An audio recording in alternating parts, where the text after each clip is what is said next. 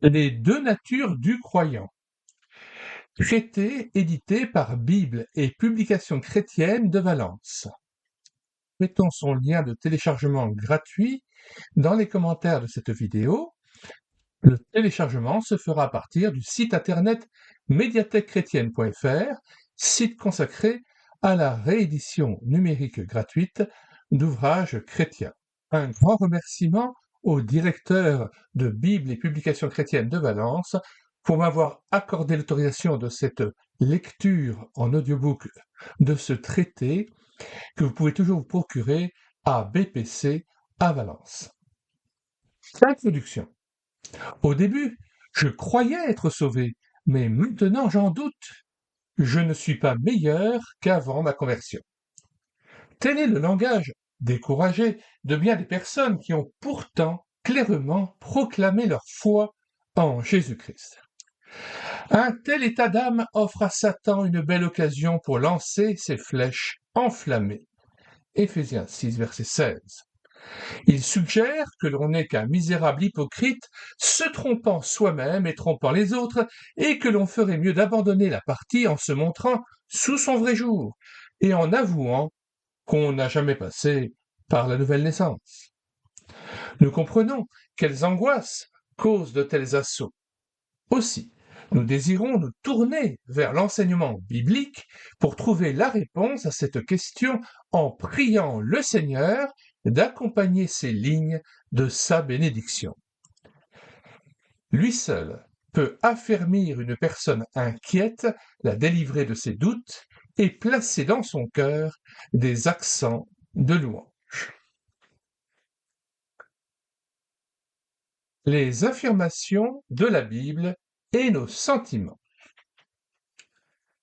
Avant d'entrer dans notre sujet, nous pensons utile de préciser qu'il n'y a que deux attitudes possibles face à une déclaration divine: la croire ou la rejeter. L'incrédule affirme ne croire que ce qu'il voit ou que ce qu'il entend. Le croyant n'ajoute pas foi à tout ce qui se dit, mais croit tout ce que Dieu dit, même si, actuellement, cela dépasse sa compréhension ou contredit son expérience. Il a mis sa confiance en celui qui ne peut le tromper. D'ailleurs, même dans la vie quotidienne, nos sentiments et nos expériences nous égarent souvent et nous empêchent de voir les faits tels qu'ils sont réellement. Pour bien différencier les faits des sentiments qu'ils provoquent, prenons deux exemples. En 1948, la Constitution de l'État d'Israël fut proclamée. Cela suscita dans le monde toutes sortes de sentiments et de réactions contraires, mais ne changea rien au fait lui-même. L'État d'Israël existait. Le jour de sa majorité, un jeune homme vient voir son père et lui dit « Je ne sens pas que j'ai 18 ans ».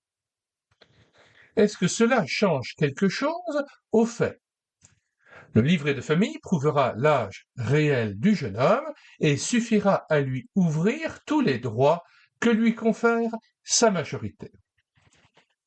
Pourtant, de vrais chrétiens raisonnent comme ce jeune homme. Ils se privent des droits et des joies qui leur appartiennent parce qu'ils regardent à leurs sentiments plutôt qu'aux affirmations les plus claires de la parole de Dieu. L'assurance du salut. Comment obtenir l'assurance du salut? En ajoutant foi aux déclarations de l'Écriture sainte. Appliquons donc les remarques qui précèdent à quelques versets de l'Évangile selon Jean. La fin du chapitre 3, versets 35 à 36, présente 4 affirmations. 1. Le Père aime le Fils. Il a mis toutes choses entre ses mains. 3. Qui croit au Fils a la vie éternelle. 4. Qui désobéit au Fils, la colère de Dieu demeure sur lui. Voici donc des déclarations qui ne sont pas de simples opinions humaines basées sur notre expérience, mais des faits divins fermement établis. Considérons les points 1, 2 et 4. Nous acceptons ces déclarations parce qu'elles sont la parole de Dieu, bien conscients que nos sentiments ou notre expérience ne peuvent entamer de telles vérités. Venons-en maintenant au point 3. Qui croit au Fils a la vie éternelle. C'est là que commencent parfois les problèmes pour celui qui doute. Je ne sens pas que j'ai la vie éternelle. Mais qu'ont à faire nos sentiments face à une déclaration positive de Dieu? Une personne troublée disait un jour, « Si seulement je pouvais croire que je suis sauvé, je serais sauvé, mais je n'ai pas assez de foi pour cela. » Ce langage peut paraître raisonnable, mais ce n'est pas celui de l'Évangile. On peut aussi bien se sentir, entre guillemets, sauvé et être perdu que ne pas se sentir, entre guillemets, sauvé et l'être. La Bible dit « Qui croit au Fils a la vie éternelle ». Recevons donc ce que Dieu dit plutôt que nos sentiments. Ils ne pourront jamais offrir une base solide à notre foi. Si la colère de Dieu demeure sur l'incrédule, qu'il le sente ou non, soyons assurés que la vie éternelle est aussi certainement la part de celui qui croit. Réellement, il nous suffit d'accepter ce que Dieu dit et de nous reposer paisiblement sur lui, sans prêter l'oreille aux doutes qui peuvent surgir. Le Saint-Esprit, ensuite, se chargera de remplir notre cœur de reconnaissance et de louange et de l'incliner à prier Dieu en toute confiance comme notre Père. Les deux natures du croyant. Quelqu'un dira, là n'est pas ma difficulté, je ne doute pas que le croyant, celui qui est né de nouveau, possède actuellement la vie éternelle. Mais en comparant mon expérience journalière avec certaines vérités très claires de la parole de Dieu, je crains beaucoup de ne pas être né de nouveau. Avant de répondre de façon plus complète, nous voulons vous faire part d'une remarque encourageante. Le désir de conformer sa vie aux enseignements de la parole de Dieu n'est pas le propre de l'incrédule, mais du croyant. Les angoisses et les exercices de conscience qu'une personne peut éprouver en comparant son expérience avec les exigences de la parole de Dieu sont la preuve même de la possession de la nouvelle nature. Ceux qui sont morts dans leurs péchés n'éprouvent jamais d'angoisse pareille. Il n'y a pas de crainte de Dieu devant leurs yeux. Romains 3, verset 18. Considérons maintenant deux versets de la Bible qui mentionnent deux impossibilités absolues. Quiconque est né de Dieu ne peut pas pécher. 1 Jean 3, verset 9. La pensée de la chair est inimitié contre Dieu, car elle ne se soumet pas à la loi de Dieu. En effet, elle ne le peut même pas, et ceux qui sont dans la chair ne peuvent pas plaire à Dieu. Romains 8, versets 7 à 8. Notons bien cette opposition. Né de Dieu et ne pouvant pas pécher. Dans la chair et ne pouvant plaire à Dieu.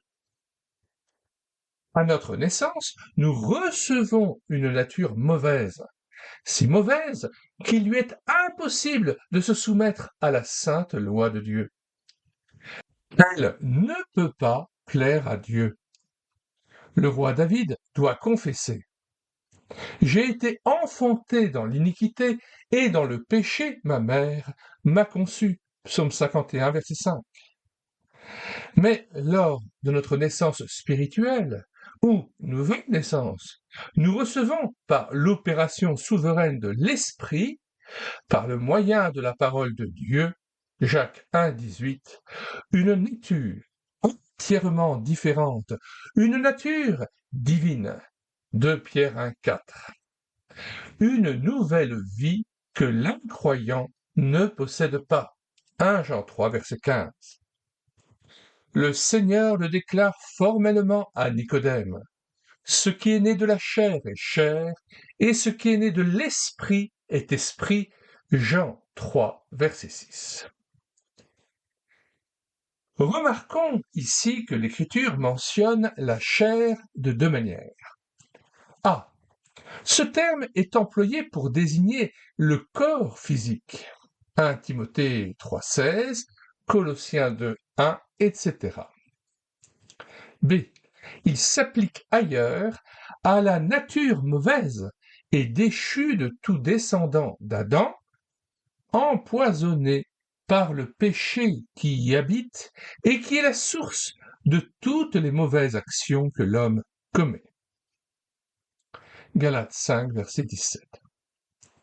Le croyant possède donc deux natures, celle qui est née de la chair et qui de ce fait ne peut plaire à Dieu, et celle qui est née de l'esprit et qui ne peut pas pécher parce qu'elle vient de Dieu. Au chapitre 7 des Romains, nous voyons ces deux natures mentionnées ensemble, comme par exemple au dernier verset. Moi-même, par l'intelligence, sous-entendu de l'esprit renouvelé, de la nouvelle nature, je sers la loi de Dieu, mais par la chair, la loi du péché. Lisons la note 12. Pour faciliter l'exposé et la compréhension, nous utilisons les expressions vieille nature et nouvelle nature, alors que l'Écriture emploie d'autres termes tels que vieil homme et nouvel homme, ou homme nouveau, Éphésiens 4, versets 22 à 24, ou encore la chair, entre guillemets, et la nature divine, entre guillemets, Romains 7, verset 18, 2 Pierre 1, 4. Relisons encore le propos de l'apôtre Paul au chapitre 7 des Romains, le dernier verset. Moi-même, par l'intelligence, sous-entendu de l'esprit renouvelé de la nouvelle nature, je sers la loi de Dieu, mais par la chair, la loi du péché. Prenons une illustration pour bien faire comprendre cette vérité capitale. Des œufs de canne ont été ajoutés à la couvée d'une poule. Peu après l'éclosion, la différence apparaît. Les canetons vont s'ébattre sur la mare au grand émoi de la poule, alors que jamais les poussins ne s'y risqueront. Il y a donc ici la manifestation de deux natures bien distinctes, avec des goûts et des instincts entièrement différents. Toutes les fermières du monde, assistées de tous les hommes de science, ne réussiront jamais à changer la nature d'un caneton en celle d'un poussin. Chacun d'eux gardera toujours sa nature. Les deux natures, dans le chrétien, sont encore plus distinctes en vertu de la différence de leurs origines. L'une vient de l'homme déchu, l'autre est de Dieu, dans toute la sainteté de sa nature. L'une est humaine et souillée, l'autre divine et pure. Toute pensée ou action mauvaise dans le croyant doit donc nécessairement provenir de la vieille nature. Tout bon désir, tout acte approuvé de Dieu prend sa source dans la nouvelle. L'avenir de ces deux natures est également tout à fait différent. Nous serons définitivement débarrassés de la vieille à notre mort ou à la venue du Seigneur, alors que notre nouvelle nature n'aura son plein épanouissement que dans le ciel. Le péché et les péchés. Le mauvais principe existant en nous par nature est fréquemment appelé le péché au singulier, tandis que les actions, paroles ou pensées mauvaises, résultats de cette nature corrompue, sont appelées les péchés au pluriel. Nous pouvons voir cette distinction en 1 Jean 1, versets 8 à 9. Si nous disons que nous n'avons pas de péché, nous nous séduisons nous-mêmes. Si nous confessons nos péchés, il est fidèle et juste pour nous pardonner nos péchés.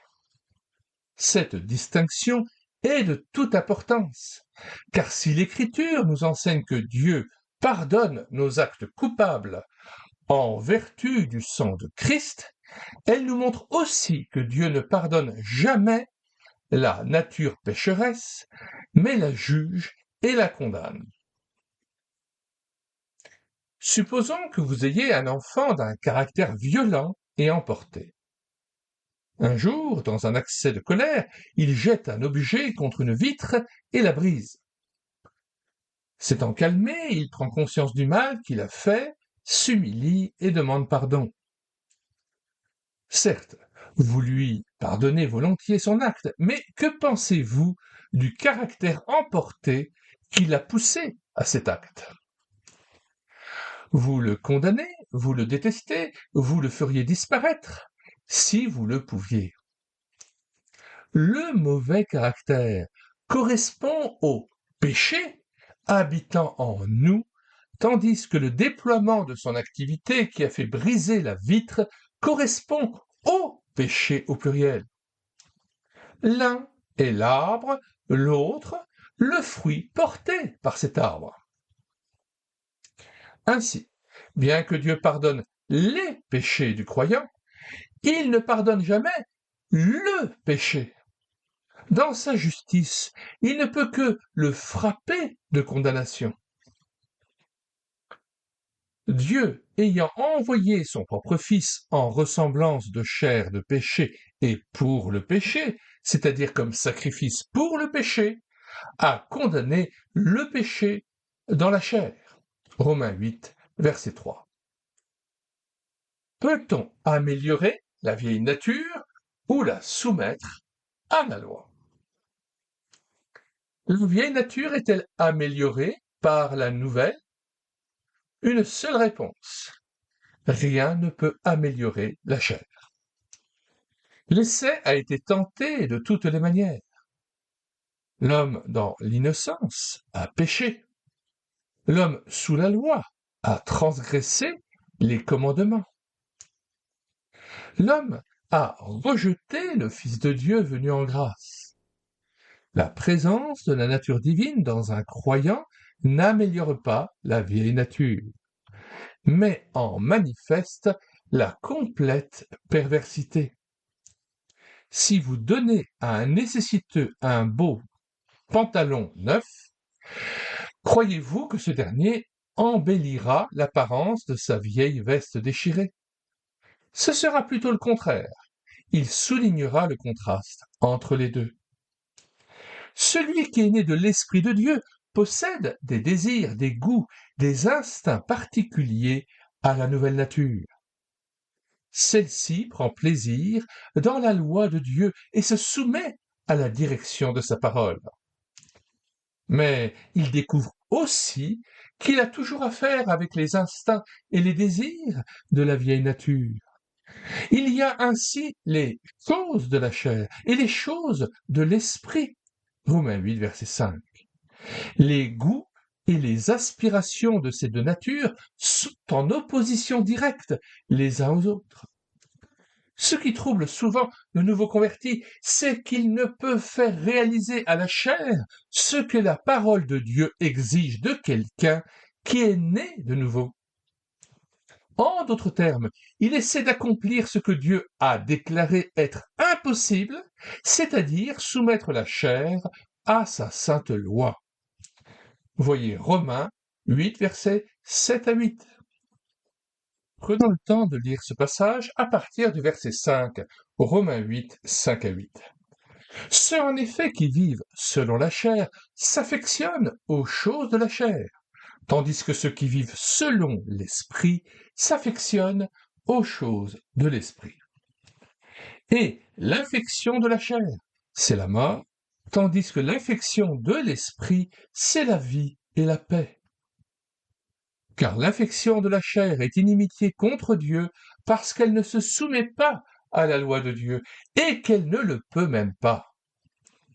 Or, ceux qui vivent selon la chair ne sauraient plaire à Dieu. Pour plus de cohérence, je pense qu'il serait nécessaire aussi de continuer la lecture jusque au moins le verset 17. Pour vous, vous ne vivez pas selon la chair, mais selon l'Esprit, si du moins l'Esprit de Dieu habite en vous. Si quelqu'un n'a pas l'Esprit de Christ, il ne lui appartient pas. Et si Christ est en vous, le corps, il est vrai, est mort à cause du péché, mais l'Esprit est vie à cause de la justice. Et si l'Esprit de celui qui a ressuscité Jésus d'entre les morts habite en vous, celui qui a ressuscité Christ d'entre les morts rendra aussi la vie à vos corps mortels par son Esprit qui habite en vous. Verset 12. Ainsi donc, frères, nous ne sommes point redevables à la chair pour vivre selon la chair. Si vous vivez selon la chair, vous mourrez. Mais si par l'Esprit vous faites mourir les actions du corps, vous vivrez. Car tous ceux qui sont conduits par l'Esprit de Dieu sont fils de Dieu.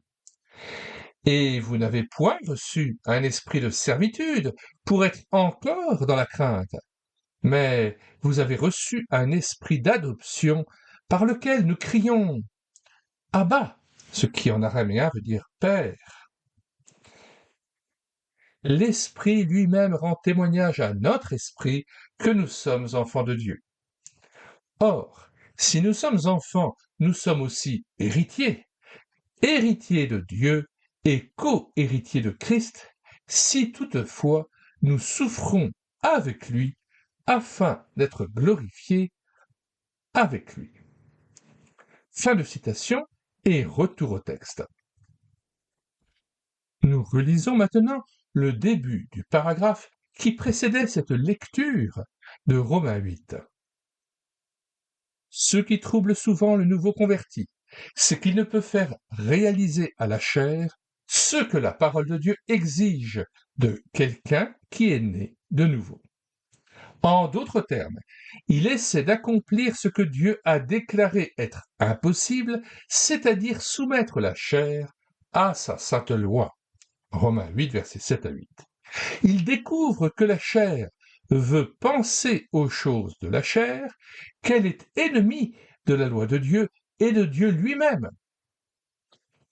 Or, s'il en est ainsi, plus ce croyant s'efforcera de réaliser cette impossibilité, plus grande sera sa misère. En effet, appliquer la loi à la chair pour chercher à soumettre celle-ci ne fait que manifester qu'elle est incurable. Si vous jetez de l'eau sur de la chaux vive, loin de la refroidir, vous allez la faire s'échauffer. Il en est ainsi de la chair. Appliquez-lui la loi, celle-ci ne fera que manifester son insoumission, car par la loi est la connaissance du péché. Romains 3, verset 20. Le croyant aspire à accomplir le bien en accord avec les désirs de sa nouvelle nature, mais il trouve hélas que le mal est avec lui. Romains 7, verset 21. Il s'ensuit une lutte entièrement désespérée. Toute la volonté du croyant est mobilisée pour le bien, mais le mal triomphe souvent. Jusqu'au jour où, conscient de sa totale impuissance, il s'écrie « Misérable homme que je suis, qui me délivrera de ce corps de mort ?» Alors, cessant de regarder à lui-même, il se tourne vers le Seigneur qui lui montre que non seulement il est mort pour lui sur la croix, mais que la vieille nature a trouvé sa fin judiciaire à la croix. Il peut alors rendre grâce à Dieu par Jésus-Christ. Romains 7, versets 24 et 25. Il a ainsi appris ce que tout croyant doit un jour apprendre. Que la chair, entre guillemets, est condamnée et qu'il n'y a ni bien en elle, ni remède pour elle. Romains 7, verset 18 à Romains 8, verset 7. Que la nature nouvelle ne possède en elle-même aucune puissance réelle, ni pour le bien, ni contre le mal. La solution, notre mort avec Christ. Les premiers chapitres de l'Épître aux Romains s'occupent de la purification des péchés, mais à partir du chapitre 6, l'apôtre nous montre comment nous sommes délivrés du péché. Par exemple, Romains 4, verset 25, nous parle de Christ comme ayant été livré pour nos fautes, nos péchés, et ressuscité pour notre justification. Nous lisons le verset. Il est dit dans Romains 4, 25 que Jésus, notre Seigneur, a été livré pour nos offenses et ressuscité pour notre justification. À noter que le contexte de ce verset est fondamental. Il y est question dans les versets précédents de Abraham, qui a été justifié par la foi et qui, fortifié par cette même foi, a donné gloire à Dieu en croyant aux promesses de Dieu de devenir le père d'un grand nombre de nations. Il est dit qu'Abraham avait la pleine conviction que ce qu'il promet, que ce que Dieu promet, il peut aussi l'accomplir.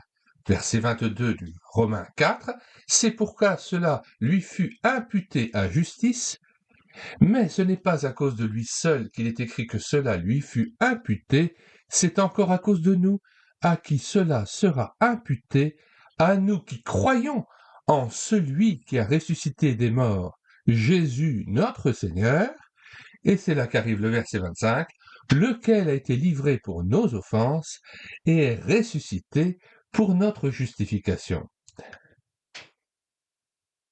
Cela aussi pour dire qu'il est souvent très hasardeux de citer un seul verset en dehors de son contexte. Fin de citation donc, et retour au texte de la page 16 du traité. La conséquence bénie est que nous sommes justifiés, c'est-à-dire rendus justes, sur le principe de la foi et que nous avons la paix avec Dieu par notre Seigneur Jésus-Christ.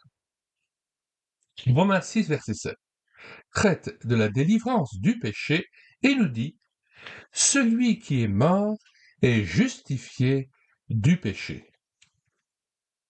Là encore, la citation qui est faite n'a quasiment pas de sens ou est incompréhensible. On n'a pas du tout la perception de la richesse de cette citation si on ne la relit pas en contexte. Regardons Romains 6, versets 5 à 7. En effet, si nous sommes devenus une même plante avec lui, avec Christ, par la conformité à sa mort, nous le serons aussi par la conformité à sa résurrection, sachant que notre vieil homme a été crucifié avec lui, afin que le corps du péché fût détruit, pour que nous ne soyons plus esclaves du péché. Verset 7, car celui qui est mort est libre du péché. La forme grecque c'est dédikaiotai, c'est-à-dire en fait, la justice est passée à la croix. Nous avons été condamnés pour notre péché, c'est un mystère que la Bible nous révèle, de même que Christ a été crucifié, c'est un mystère de croire aussi que nous-mêmes nous étions avec Christ crucifiés à la croix et que en fait, cette justice de Dieu est passée déjà à la croix, nous sommes morts avec Christ à la croix. Il dit à partir du verset 8, « Or si nous sommes morts avec Christ, nous croyons que nous vivrons aussi avec lui, sachant que Christ ressuscité des morts ne meurt plus, la mort n'a plus de pouvoir sur lui. » Romains 6, verset 10, « Car il est mort et c'est pour le péché qu'il est mort une fois pour toutes, et il est revenu à la vie et c'est pour Dieu qu'il vit. Ainsi vous-même, Regardez-vous comme mort au péché et comme vivant pour Dieu en Jésus-Christ. Donc il est évident qu'il serait très important pour pouvoir comprendre cette étude de lire et relire Romains 6, 7 et 8. C'est ce que nous ferons à la fin de cette étude, si vous restez jusqu'à la fin de cette vidéo. Citations et de commentaires, retour au texte. Ainsi, nous sommes justifiés de nos péchés par la mort de Christ pour nous, mais nous ne sommes délivrés du péché que par notre mort avec Christ. Considérons deux récits bibliques qui nous parlent de la purification du lépreux. Lévitique 14, versets 1 à 7. Le lépreux, incapable de faire quoi que ce soit pour sa propre purification, doit se tenir tranquille et assister à tout ce qui se fait pour lui. Un oiseau, vivant et pur, est trempé dans le sang d'un oiseau égorgé, puis le sacrificateur le laisse s'envoler. Ainsi, en figure, le lépreux peut voir quelqu'un de vivant et de pur descendre dans la mort pour lui et en ressortir par la résurrection. Le lépreux est alors déclaré pur. De même, Christ a souffert une fois pour les péchés, le juste pour les injustes, afin de nous émener à Dieu. 1 Pierre 3, verset 18. Nous sommes au bénéfice d'une œuvre accomplie entièrement en dehors de nous, sans que nous ayons rien à faire. Plus aucune tâche ne peut être trouvée sur nous. Le sang de Jésus-Christ son Fils nous purifie de tout péché. 1 Jean 1, verset 7. Voyons maintenant un autre passage parlant d'un lépreux célèbre. 2 Rois 5, versets 10 à 14. Ici, personne ne prend la place de Naaman. Il faut qu'il entre lui-même dans le Jourdain, figure de la mort. Sans nous étendre sur ce qui en résulte, nous pouvons remarquer que tout ce qu'il avait été comme lépreux a disparu dans la mort.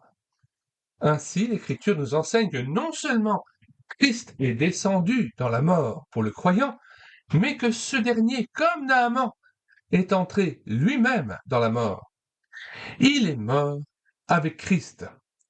Voir Romains 6, verset 8. Recitons à nouveau. Or, si nous sommes morts avec Christ, nous croyons que nous vivrons aussi avec lui. Tout ce que nous sommes par nature, comme aussi tout ce que nous avons fait, a déjà été jugé à la croix. Et celui qui a porté notre condamnation a dit « C'est accompli ». Qui donc nous condamnera? Qui intentera accusation contre des élus considérés justes par Dieu lui-même? Romains 8, verset 33, nous citons. Qui accusera les élus de Dieu? C'est Dieu qui justifie. On peut lire le verset 34. Qui les condamnera? Christ est mort. Bien plus, il est ressuscité. Il est à la droite de Dieu. Et il intercède pour nous. Citation, retour au texte. Que Satan vienne placer nos péchés devant nous, nous ne chercherons ni à les nier, ni à les excuser, mais nous répondrons simplement « Christ est mort pour mes péchés ». S'il cherche à nous troubler à cause de notre nature mauvaise, nous ajouterons « Et moi aussi, je suis mort ». Doit-on se sentir mort? Ici se présente une difficulté pratique pour beaucoup de personnes.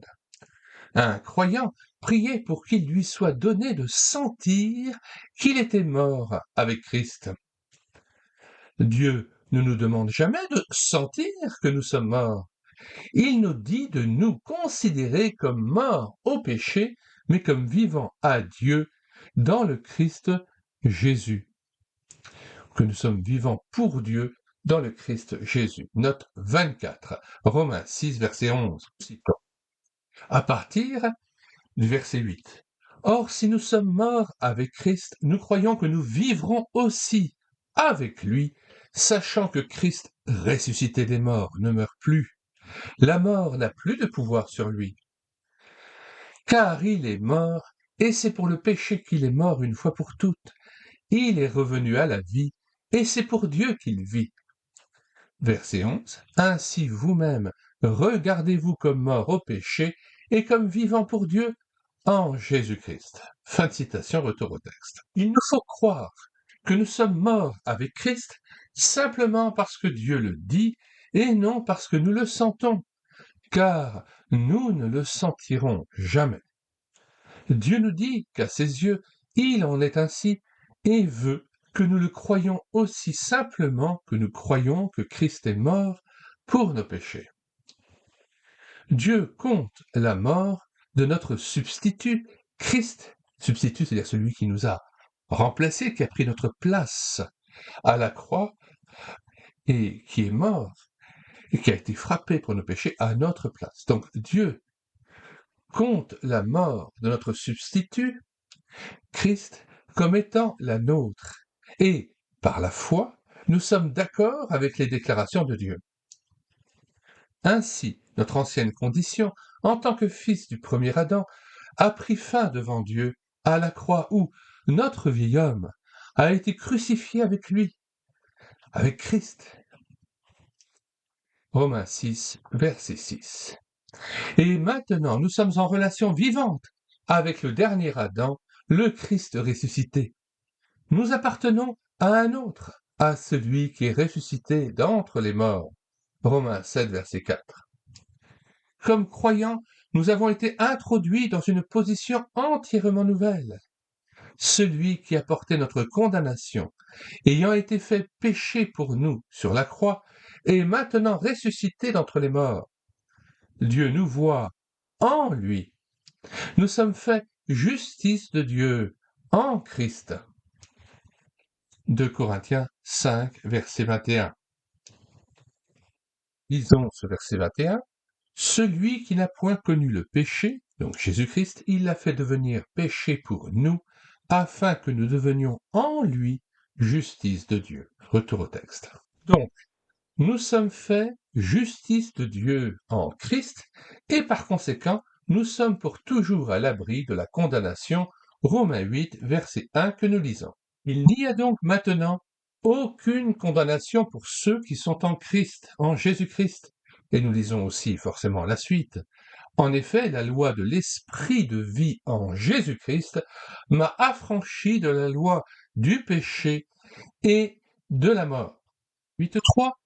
Car chose impossible à la loi, parce que la chair la rendait sans force, Dieu a condamné le péché dans la chair en envoyant à cause du péché son propre Fils dans une chair semblable à celle du péché, et cela, verset 4, afin que la justice de la loi fût accomplie en nous, qui marchons non selon la chair, mais selon l'esprit.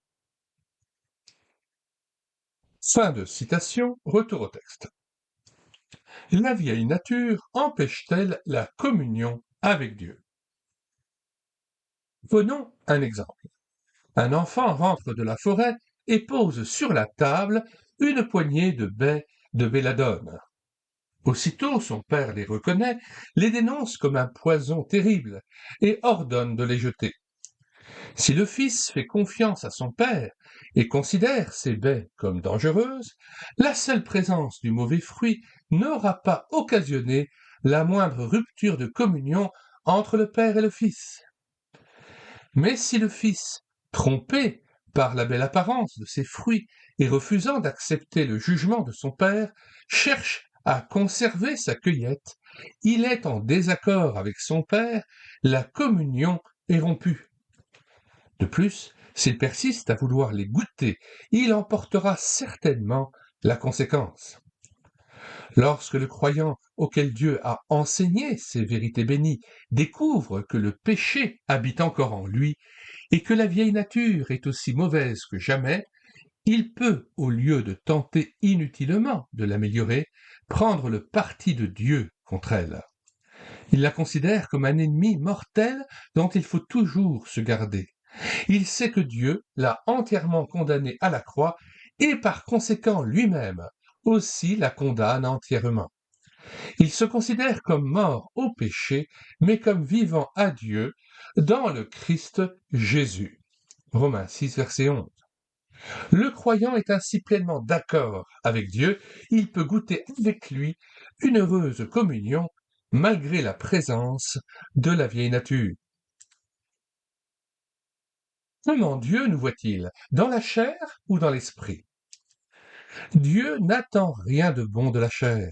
Il l'a mise définitivement de côté comme une chose foncièrement mauvaise. En outre, elle n'a plus aucun droit légitime sur nous. Nous ne sommes plus débiteurs à la chair pour vivre selon la chair. Romains 8, verset 12. Bien que nous soyons responsables d'exercer la plus grande vigilance pour l'empêcher d'agir, Dieu, par la mort et la résurrection de Christ, nous permet de la considérer comme n'ayant plus aucun droit ni aucune place dans notre nouvelle condition devant lui. La croix de Christ a rompu pour toujours le lien qui nous unissait au premier Adam déchu, et le Saint-Esprit a apporté dans nos âmes la vie du dernier Adam ressuscité. Dieu ne nous considère plus comme étant dans la chair, entre guillemets, mais dans l'Esprit. Et devant lui, la vie du croyant est la vie de Christ. C'est pourquoi l'apôtre pouvait dire « Je suis crucifié avec Christ, et je ne vis plus moi, mais Christ vit en moi. Et ce que je vis maintenant dans la chair, je le vis dans la foi au Fils de Dieu qui m'a aimé et qui s'est livré lui-même pour moi. » Galates 2, 20. À sa nouvelle naissance, le croyant entre donc dans un état nouveau, il est en Christ. 2 Corinthiens 5, 17. Nous citons. Si quelqu'un est en Christ, il est une nouvelle créature. Les choses anciennes sont passées, voici, toutes choses sont devenues nouvelles. Et la suite, et tout cela vient de Dieu qui nous a réconciliés avec lui par Christ et qui nous a donné le ministère de la réconciliation. Car Dieu était en Christ, réconciliant le monde avec lui-même, en n'imputant point aux hommes leurs offenses, et il a mis en nous la parole de la réconciliation. Nous faisons donc les fonctions d'ambassadeurs pour Christ, comme si Dieu exhortait par nous. Nous vous en supplions au nom de Christ, soyez réconciliés avec Dieu. Celui qui n'a point connu le péché, il l'a fait devenir péché pour nous, afin que nous devenions en lui justice de Dieu. On retourne au texte avec reprise de la phrase initiale. À sa nouvelle naissance, le croyant entre donc dans un état nouveau. Il est en Christ. Il est dès lors étroitement et indissolublement uni à Christ et ne forme pour l'éternité qu'un seul être avec lui.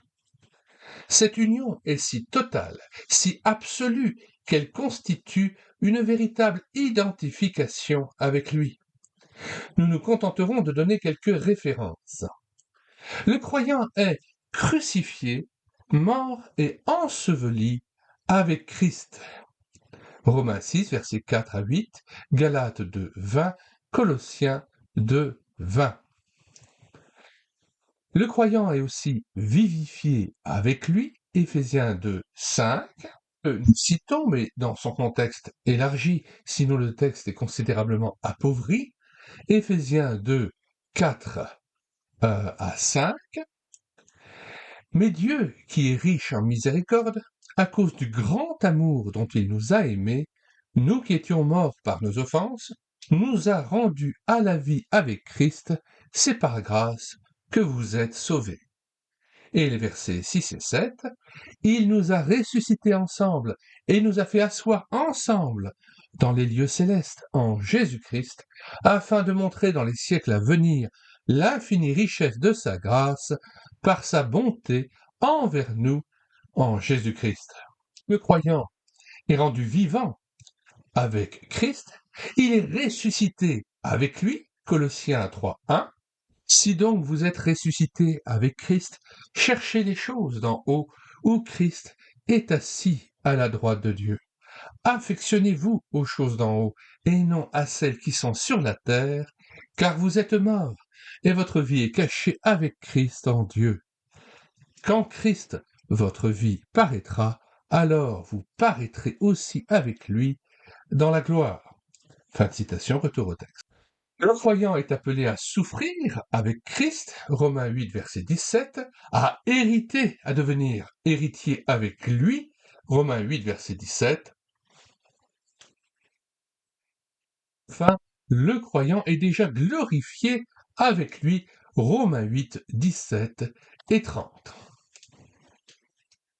Le Saint-Esprit, seule puissance de la vie nouvelle. L'Esprit de Dieu fait plus que donner la vie à un pécheur mort. Il est aussi la puissance de cette vie nouvelle. Lorsqu'une personne, sous l'action de l'Esprit de Dieu, reconnaît sa condition misérable, confesse ses péchés, accepte les vérités de l'Écriture concernant la personne et l'œuvre de notre Seigneur Jésus-Christ, croit à ce que l'Écriture appelle l'évangile de son salut, le Saint-Esprit vient sceller le croyant et faire sa demeure en lui. Éphésiens 1,13. Nous lisons dans son contexte élargi. Il était dit au verset 10 que Dieu voulait, dans son bienveillant dessein, mettre à exécution, lorsque les temps seraient accomplis, de réunir toutes choses en Christ, celles qui sont dans les cieux et celles qui sont sur la terre. Verset 11. En lui, en Christ, nous sommes aussi devenus héritiers, ayant été prédestinés suivant la résolution de celui qui opère toutes choses, d'après le conseil de sa volonté, afin que nous servions à la louange de sa gloire, nous qui d'avance avons espéré en Christ. Et enfin, le verset 13, en lui, vous aussi, après avoir entendu la parole de la vérité, l'évangile de votre salut, en lui, vous avez cru, et vous avez été scellés du Saint-Esprit qui avait été promis, lequel est un gage de notre héritage pour la rédemption de ce que Dieu s'est acquis à la louange de sa gloire. Le passage sur lequel nous aimerions insister est le passage précis. En lui, vous aussi, après avoir entendu la parole de la vérité, l'évangile de votre salut, en lui, vous avez cru, écoutez bien, le lien entre la foi et la réception du Saint-Esprit, en lui vous avez cru, et vous avez été scellés du Saint-Esprit qui avait été promis. On voit ici que nous recevons l'Esprit Saint au moment même où nous croyons ce qui nous est avancé, la parole de la vérité, l'évangile de notre salut, au moment où je crois en l'évangile, où je crois en Jésus-Christ mort pour mes péchés à la croix et ressuscité entre les morts. Eh bien là, Dieu accomplit sa promesse, il me scelle du Saint-Esprit, il me donne le plus grand des cadeaux, il me donne son esprit d'adoption, je deviens son enfant. Citation et retour au texte. Et je relis le paragraphe, qui est très important.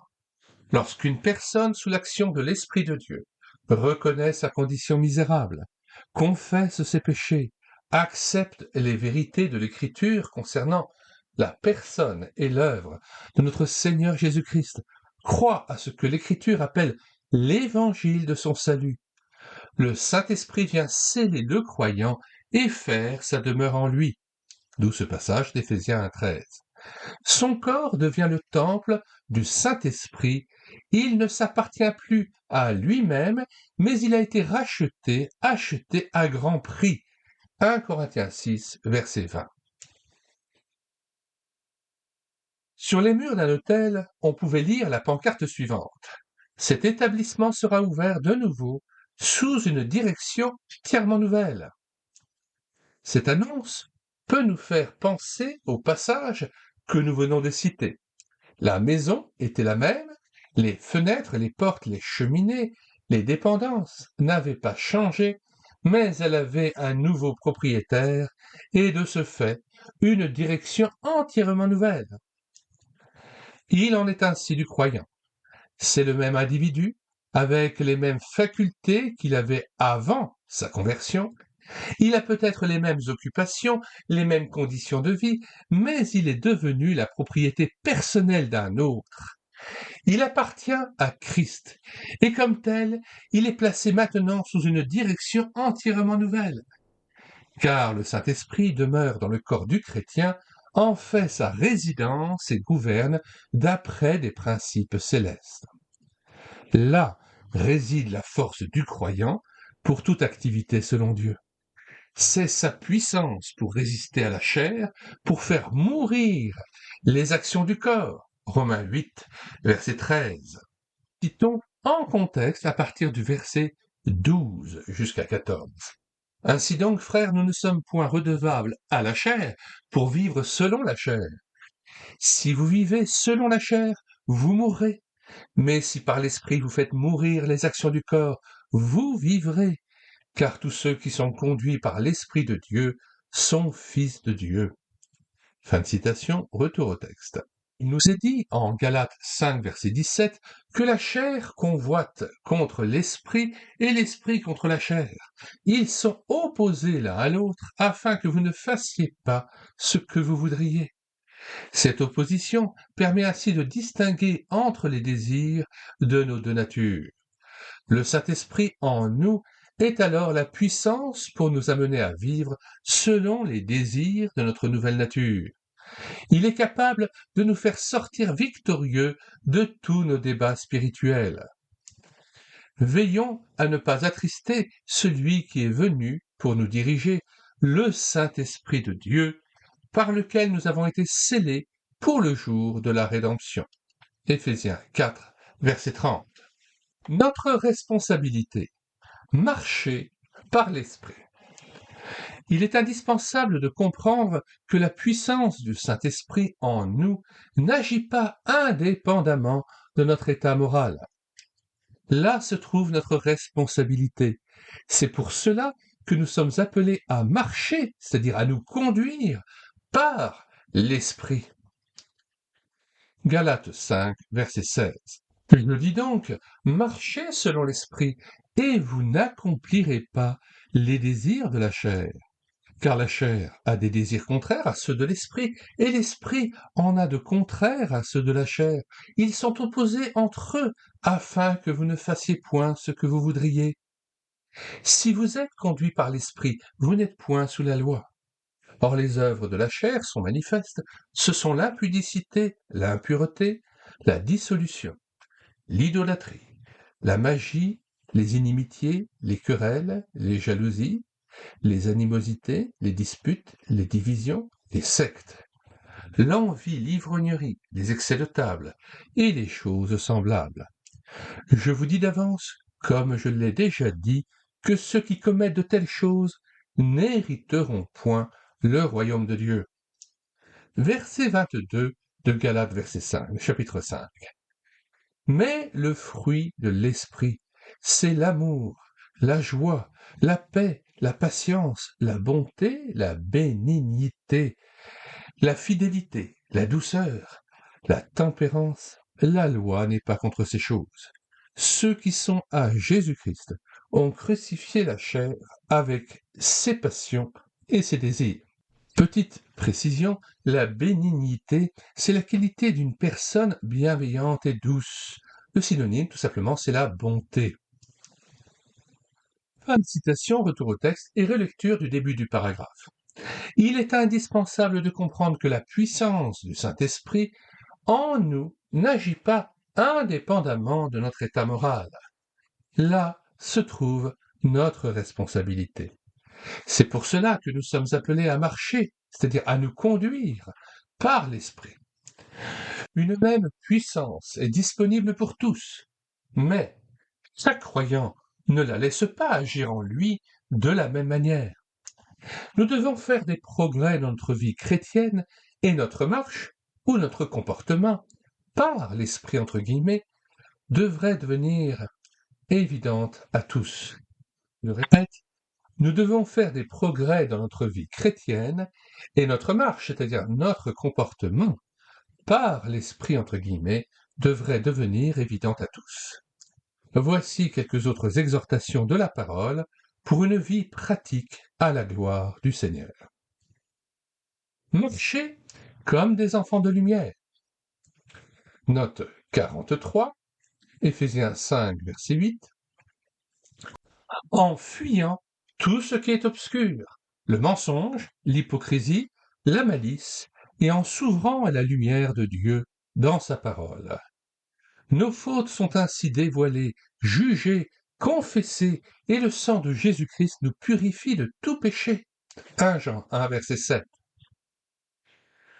Marchez dans la vérité. 2 Jean, chapitre 4. Selon la saine doctrine, ce qui suppose que la parole soit connue et appliquée. Marchez dans l'amour. Éphésiens 5, verset 2. Car l'Esprit de Dieu tend toujours à unir les membres du corps de Christ par des liens d'amour. Marchez par la foi, non par la vue. 2 Corinthiens 5, 7. En s'appuyant sur les promesses de la parole de Dieu et non sur les raisonnements de notre intelligence. Marchez d'une manière digne de l'appel dont nous avons été appelés. Éphésiens 4, verset 1. Digne de l'Évangile. Philippiens 1, verset 27. Digne du Seigneur. Colossiens 1, verset 10. Et digne de Dieu. 1 Jean 5, verset 18. Les absolus de la nouvelle nature. Dans la première épître de Jean, nous trouvons, parmi d'autres, 3 faits absolus qui caractérisent celui qui est né de Dieu. Il ne pratique pas le péché et il ne peut pas pécher. 1 Jean 3, verset 9. Il est victorieux du monde. 1 Jean 5, verset 4. Le méchant ne le touche pas. 1 Jean 5, verset 18.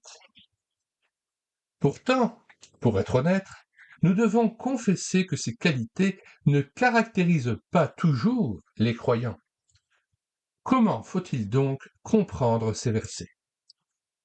L'image d'un arbre greffé nous montrera la portée de ces passages. Choisissons un pommier dans un verger et interrogeons le jardinier. Il nous explique comment il a transplanté puis décapité un pommier sauvage pour y insérer un petit rameau d'une nouvelle espèce. Et maintenant, comment appelez-vous cet arbre? Un pommier, bien sûr. Pourtant, c'est un arbre greffé. Pourquoi ne dites-vous pas que c'est en partie un pommier sauvage et en partie un pommier cultivé? Parce qu'il ne vient pas à l'idée d'aucun jardinier de s'exprimer ainsi. C'était un pommier sauvage dans la pépinière, maintenant c'est un bon pommier dans le verger. C'est en réalité le même arbre, mais quand je l'ai décapité en quelque sorte, quand j'ai fait une greffe, son histoire comme pommier sauvage a pris fin. Et du jour où la greffe a commencé à donner signe de vie, sa nouvelle histoire comme bon pommier a commencé. Ce pommier porte-t-il encore des pommes sauvages? Non, et même, il ne le peut pas. Il est tout aussi impossible au bon pommier de porter des pommes sauvages qu'il est impossible au pommier sauvage de produire de bonnes pommes. Voulez-vous dire qu'il ne reste à cet arbre absolument rien de la nature du pommier sauvage? Certes pas, mais je maintiens qu'il n'y a rien en lui du pommier sauvage qui n'ait été condamné comme tel. Et s'il donnait des signes de vie en poussant des rejetons du vieux tronc, je prendrais immédiatement mon sécateur et je n'épargnerais pas le plus faible d'entre eux. L'application de cette image est évidente. Le pommier sauvage représente un homme dans son état naturel avant d'être né de Dieu. À sa seconde naissance, une vie nouvelle, semblable à la greffe du pommier, est produite en lui par l'Esprit et la parole de Dieu. Dans ses épîtres, l'apôtre Jean présente les vérités d'une manière très absolue. De même que le jardinier affirmait que l'arbre était un bon pommier, de même Jean, dans les passages auxquels nous avons fait allusion, ne considère le croyant que par rapport à sa nouvelle nature.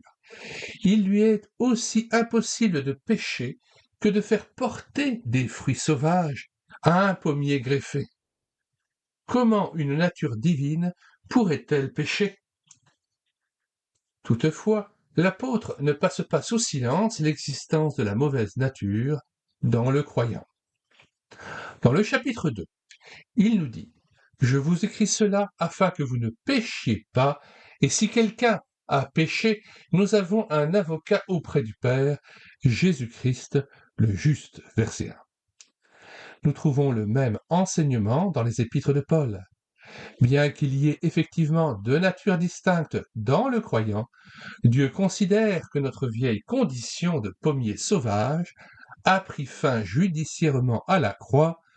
Notre vieil homme a été crucifié avec Christ. Nous ne sommes plus considérés comme étant dans la chair. Romains 7, verset 5 et Romains 8, verset 8 à 9.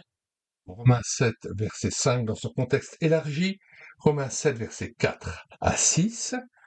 De même, mes frères, vous aussi, vous avez été, par le corps de Christ, mis à mort en ce qui concerne la loi, pour que vous apparteniez à un autre, à celui qui est ressuscité des morts, afin que nous portions des fruits pour Dieu. Car, lorsque nous étions dans la chair, les passions des péchés provoqués par la loi agissaient dans nos membres, de sorte que nous portions des fruits pour la mort. Mais maintenant, nous avons été dégagés de la loi, étant morts à cette loi sous laquelle nous étions retenus, de sorte que nous servons dans un esprit nouveau, et non selon la lettre qui a vieilli. Le deuxième passage qui était référencé était Romains 8, 8 à 9, que nous allons citer du verset 5 à 11. Ceux en effet qui vivent selon la chair s'affectionnent aux choses de la chair, tandis que ceux qui vivent selon l'esprit s'affectionnent aux choses de l'esprit. Et l'affection de la chair, c'est la mort, tandis que l'affection de l'esprit, c'est la vie et la paix. Car l'affection de la chair est inimitié contre Dieu, parce qu'elle ne se soumet pas à la loi de Dieu et qu'elle ne le peut même pas. Et ceux qui vivent selon la chair ne sauraient plaire à Dieu. Pour vous, vous ne vivez pas selon la chair, mais selon l'esprit, si du moins l'esprit de Dieu habite en vous. Si quelqu'un n'a pas l'esprit de Dieu, il ne lui appartient pas. Et si Christ est en vous, le corps, il est vrai, est mort à cause du péché, mais l'esprit est vie à cause de la justice. Et si l'esprit de celui qui a ressuscité Jésus d'entre les morts habite en vous, celui qui a ressuscité Christ d'entre les morts rendra aussi la vie à vos corps mortels par son esprit qui habite en vous. Fin de citation et retour au texte. Conclusion. Nous avons vu la coexistence de deux natures qui, du fait de leur origine différente, ont des goûts entièrement différents. L'une se nourrit des choses de la chair, l'autre des choses de l'esprit. N'oublions pas que ces deux natures réclament journellement la satisfaction de leurs besoins respectifs. Quelle nature nourrirai-je? Nous sommes exhortés, d'un côté, à ne pas prendre soin de la chair pour satisfaire ses convoitises. Romains 13, verset 14. À nous abstenir des convoitises charnelles qui font la guerre à l'âme. 1 Pierre 2, verset 11. D'un autre côté, à désirer ardemment, comme des enfants nouveau-nés, le pur lait de la parole, le lait spirituel et pur de la parole, afin que nous croissions par lui à salut. 1 Pierre 2, verset 2. Veillons donc avec soin à tout ce que nous regardons, lisons, pensons, éprouvant toutes choses par cette question. Cela nourrira-t-il la nouvelle nature, ou bien est-ce la chair qui en fera son profit? Ceux qui sèment pour la chair et ceux qui sèment pour l'esprit en retireront les uns et les autres les fruits correspondants. Car ce qu'un homme sème, cela aussi il le moissonnera. 1 Corinthiens 15, versets 42 à 44.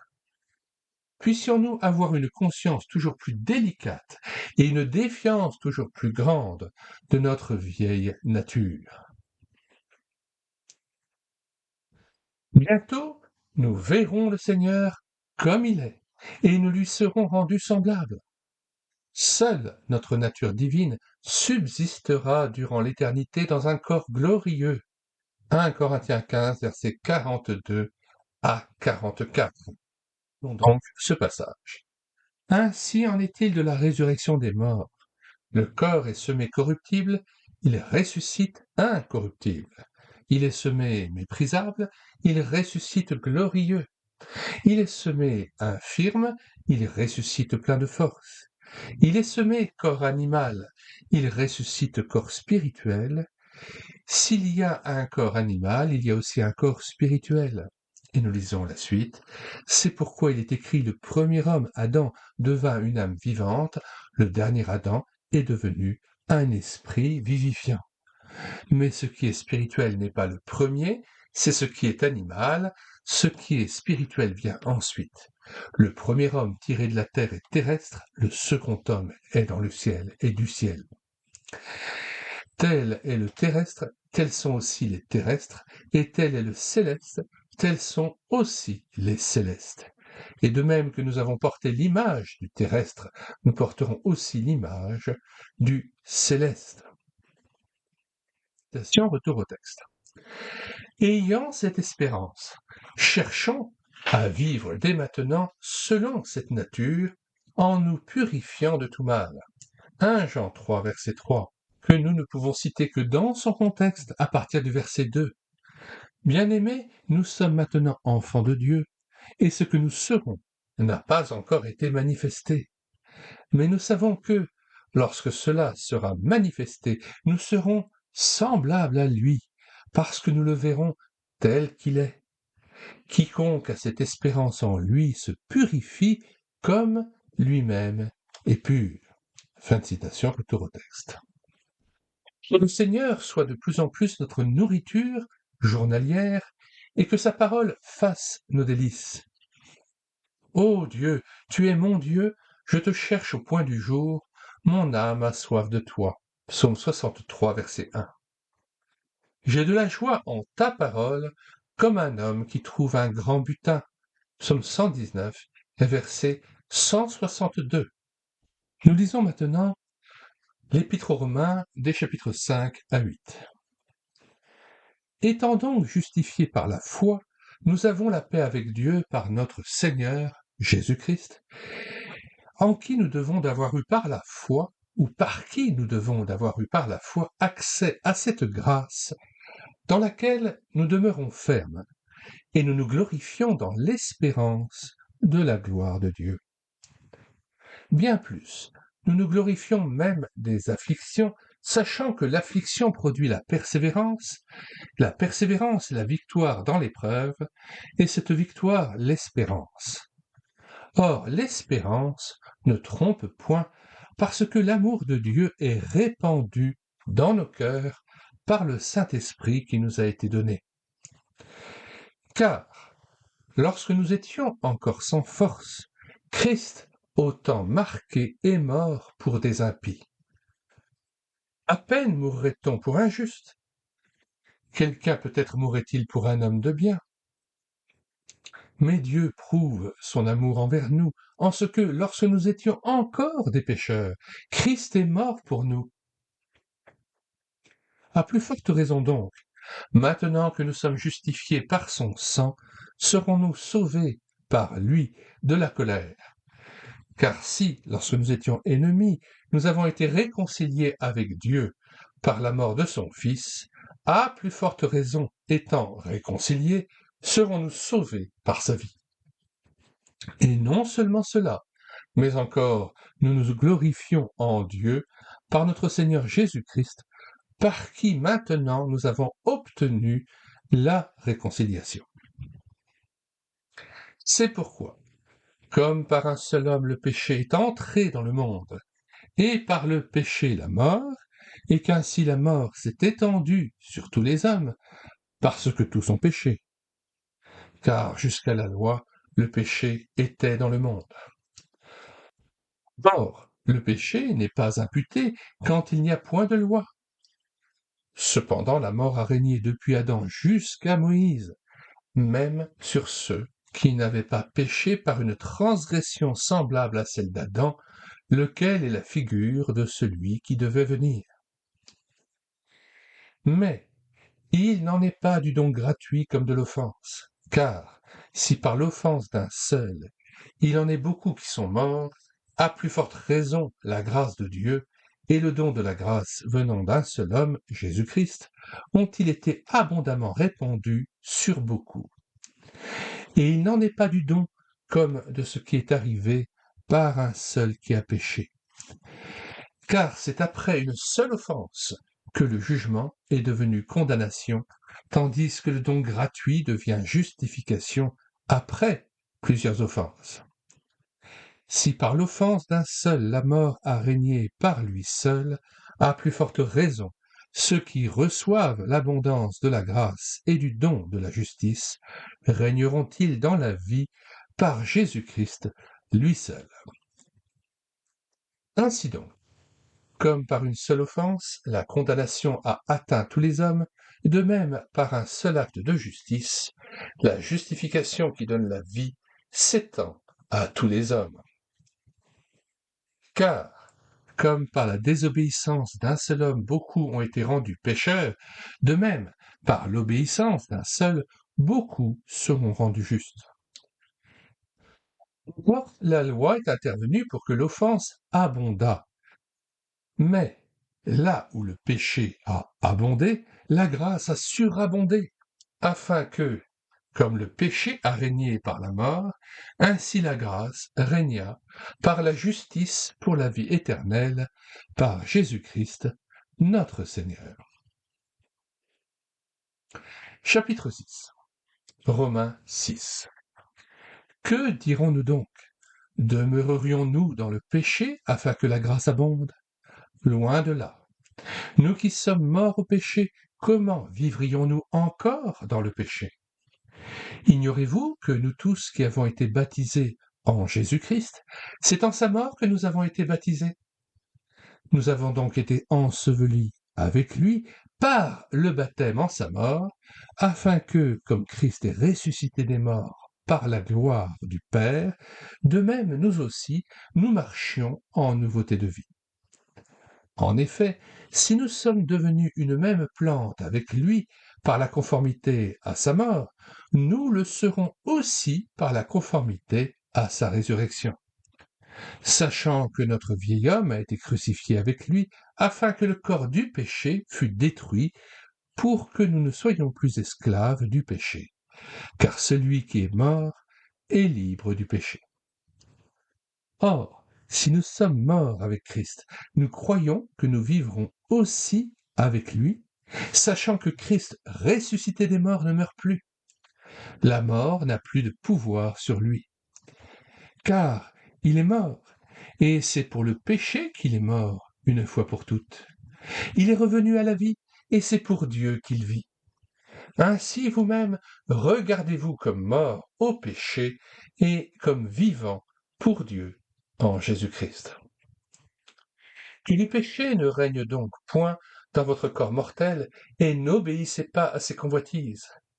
Ne livrez pas vos membres au péché comme des instruments d'iniquité, mais donnez-vous vous-même à Dieu comme étant vivants de mort que vous étiez, et offrez à Dieu vos membres comme des instruments de justice. Car le péché n'aura point de pouvoir sur vous, puisque vous êtes non sous la loi, mais sous la grâce. Quoi donc? Pécherions-nous parce que nous sommes non sous la loi, mais sous la grâce? Loin de là. Ne savez-vous pas qu'en vous livrant à quelqu'un comme esclave pour lui obéir, vous êtes esclave de celui à qui vous obéissez, soit du péché qui conduit à la mort, soit de l'obéissance qui conduit à la justice? Mais grâce soit rendue à Dieu de ce que, après avoir été esclave du péché, vous avez obéi de cœur à la règle de doctrine dans laquelle vous avez été instruits. Ayant été affranchis du péché, vous êtes devenus esclaves de la justice. Je parle à la manière des hommes, à cause de la faiblesse de votre chair. De même donc que vous avez livré vos membres comme esclaves à l'impureté et à l'iniquité pour arriver à l'iniquité, ainsi maintenant livrez vos membres comme esclaves à la justice pour arriver à la sainteté. Car lorsque vous étiez esclaves du péché, vous étiez libres à l'égard de la justice. Quels fruits portiez-vous alors? Des fruits dont vous rougissez aujourd'hui. Car la fin de ces choses, c'est la mort. Mais maintenant, étant affranchis du péché et devenus esclaves de Dieu ou serviteurs de Dieu, vous avez pour fruit la sainteté et pour fin la vie éternelle. Car le salaire du péché, c'est la mort, mais le don gratuit de Dieu, c'est la vie éternelle, en Jésus-Christ, notre Seigneur. Romains chapitre 7. Ignorez-vous, frères, car je parle à des gens qui connaissent la loi, que la loi exerce son pouvoir sur l'homme aussi longtemps qu'il vit. Ainsi, une femme mariée est liée par la loi à son mari tant qu'il est vivant. Mais si le mari meurt, elle est dégagée de la loi qui la liait à son mari. Si donc, du vivant de son mari, elle devient la femme d'un autre homme, elle sera appelée adultère. Mais si le mari meurt, elle est affranchie de la loi, de sorte qu'elle n'est point adultère, en devenant la femme d'un autre. De même, mes frères, vous aussi vous avez été, par le corps de Christ, mis à mort en ce qui concerne la loi, pour que vous apparteniez à un autre, à celui qui est ressuscité des morts, afin que nous portions des fruits pour Dieu. Car, lorsque nous étions dans la chair, les passions des péchés provoquées par la loi agissaient dans nos membres, de sorte que nous portions des fruits pour la mort.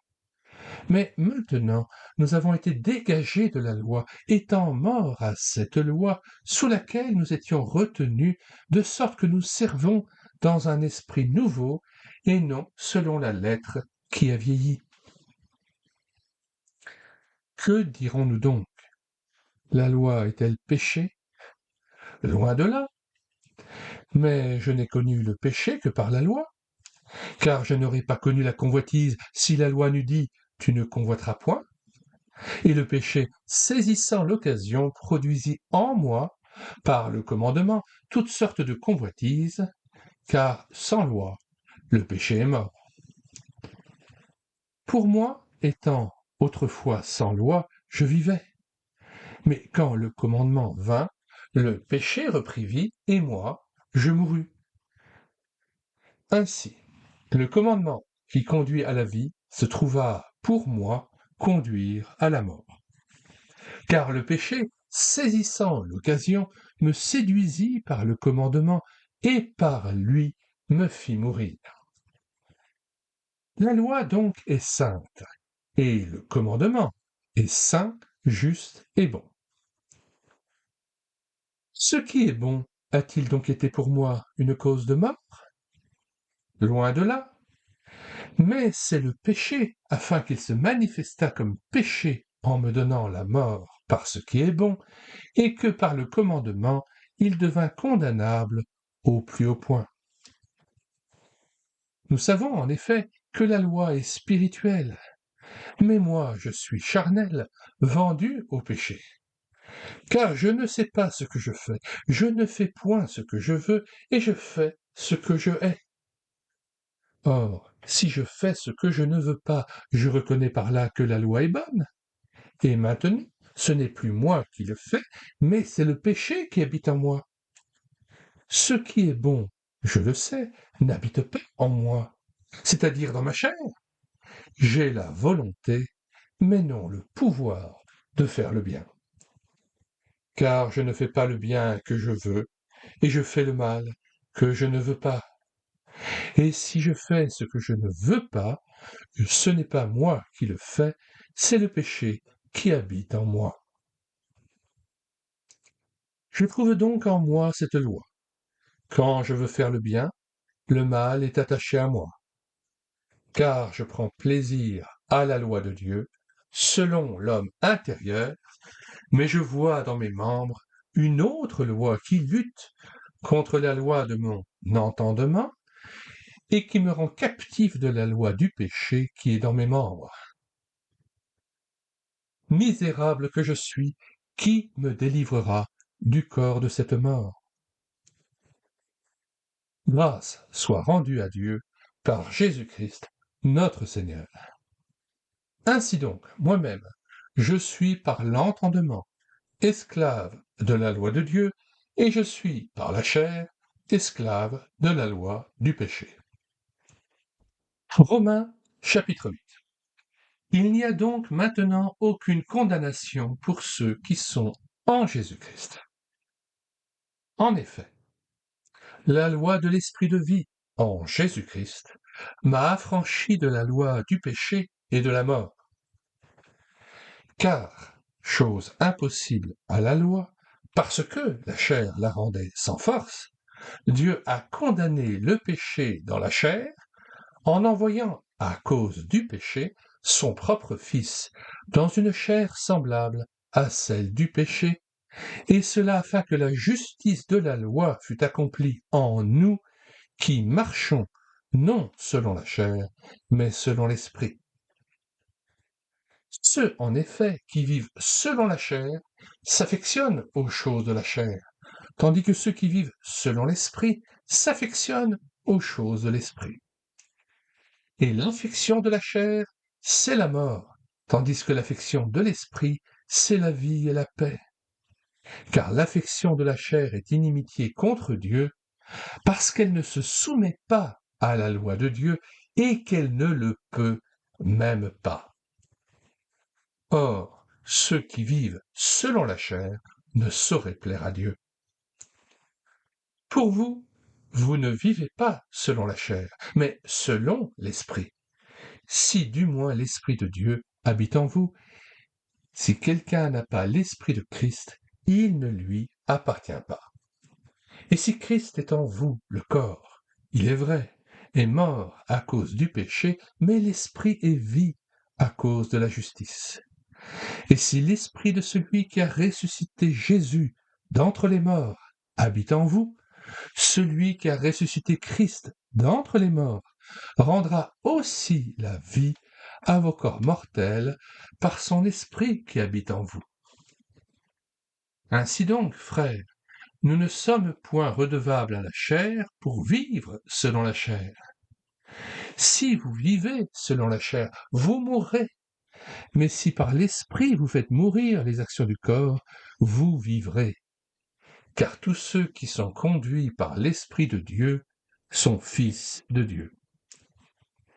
Et vous n'avez point reçu un esprit de servitude pour être encore dans la crainte, mais vous avez reçu un esprit d'adoption par lequel nous crions « Abba, Père !»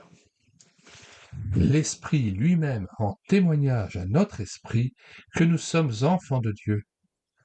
Or, si nous sommes enfants, nous sommes aussi héritiers, héritiers de Dieu et co-héritiers de Christ, si toutefois nous souffrons avec lui, afin d'être glorifiés avec lui.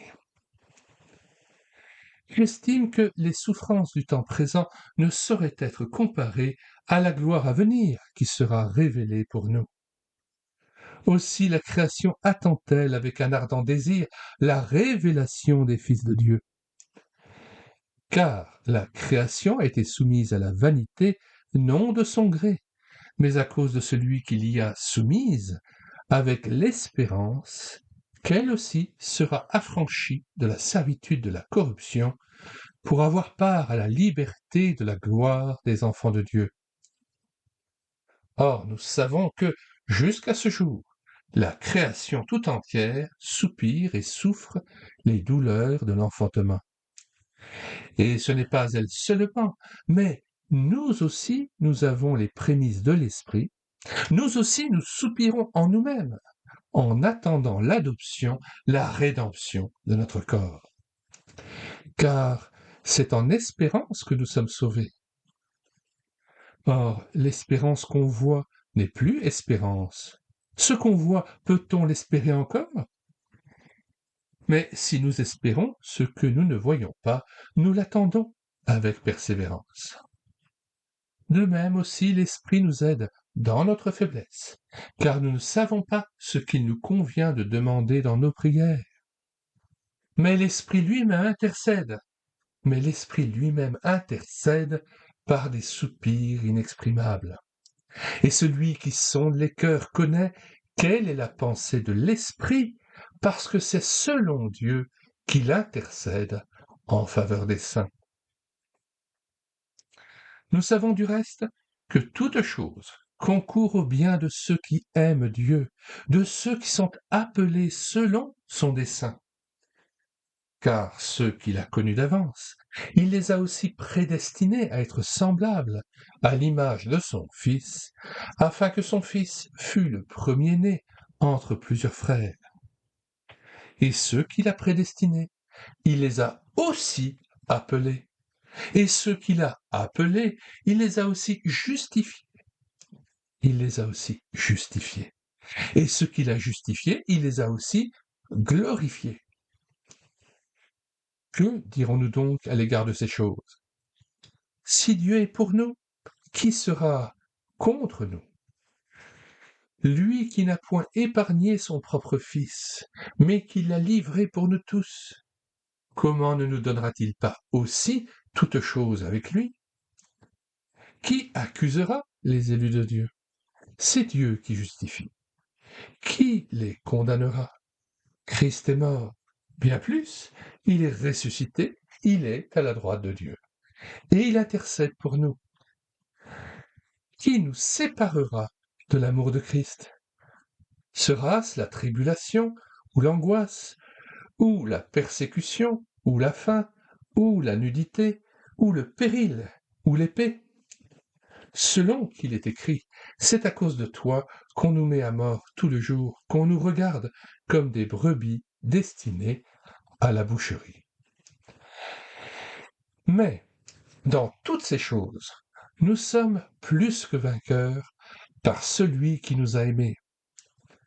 Car j'ai l'assurance que ni la mort, ni la vie, ni les anges, ni les dominations, ni les choses présentes, ni les choses à venir, ni les puissances, ni la hauteur, ni la profondeur, ni aucune autre créature ne pourra nous séparer de l'amour de Dieu manifesté en Jésus-Christ, notre Seigneur.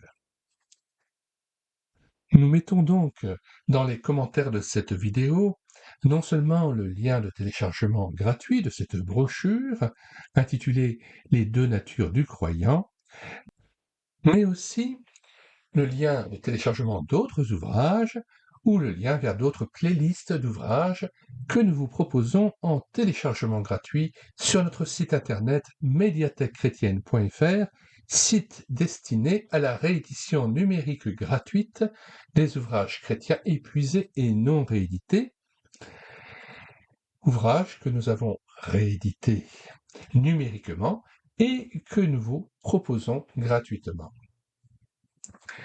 Pour ce faire, pour profiter des 1600 ouvrages chrétiens dont nous avons assuré la réédition numérique, vous écrivez sur la page de recherche Google médiathèquechrétienne.fr, tout attaché d'un seul tenant et sans accent. Puis, une fois arrivé sur le site, vous cliquez sur « Livre à télécharger ». Puis, vous faites une recherche par ordre alphabétique d'auteur. S'il s'agit d'un traité ou d'une brochure, vous cliquez sur « Brochures et traités » qui est situé juste en dessous de l'indexation alphabétique. Vous avez toute une série de thématiques qui vous est proposée et tout à la fin, traités et brochures. Vous pouvez aussi aller sur « Ouvrages anonymes » puisque cette brochure n'a pas d'auteur clairement identifié. Nous prions donc pour que le Seigneur nous renouvelle dans une vie vécue dans sa dépendance, dans sa volonté, sous la conduite de son Esprit Saint, par la foi en Jésus-Christ. Puisse-t-il nous transformer à son image de gloire en gloire, par la contemplation même de sa personne glorieuse. Nous vous disons au revoir et à bientôt pour une prochaine vidéo. Si cet audiobook vous a plu, abonnez-vous à cette chaîne YouTube et écoutez sa parole et faites connaître autour de vous le site internet médiathèquechrétienne.fr, site comptant déjà plus de 1600 ouvrages chrétiens en réédition numérique gratuite.